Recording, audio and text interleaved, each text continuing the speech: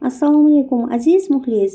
AQSh vitse-prezidenti amerikalik harbiylarni Ukrainaga yuborish bilan tahdid qildi.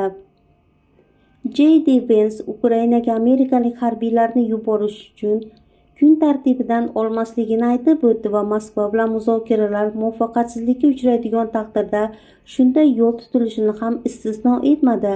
Shuningdek, bu holda Rossiyaga qarshi yangi sanksiyalar kirilishi mumkin. Agar Vladimir Putin Kiyevning uzoq muddatli mustaqilligini kafolatlaydigan tinchlik shartnomasiga rozi bo'lmasa, AQSh Rossiyaga qarshi sanksiyalar qo'llashi yoki o'z qo'shinlarini Ukrainaga yuborish mumkinligini istisno qilmadi. Iqtisodiy bosim rejalari bor, albatta harbiy bosim rejalari ham bor, deydi Vance. Uning so'zlariga ko'ra, agar Moskva muzokaralar olib borishdan bosh tortsa, AQSh qo'shinlarini Ukrainaga yuborish varianti kun tartibida qoladi.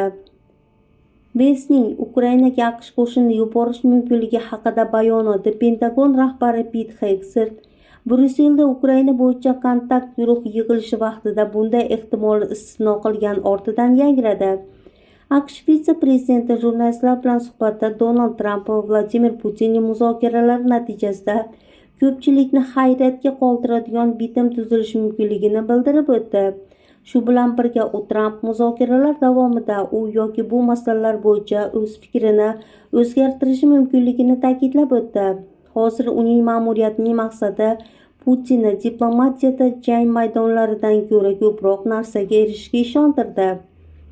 Vance'ning qo'shimcha qilishicha, Ukrainaning qancha qismi Rossiya nazorati ostida qolishi yoki AQSh va boshqa davlatlari Kiyevga qanday xavfsizlik kafolatlarini taklif qilish mumkinligi haqida gapirishga hali erta.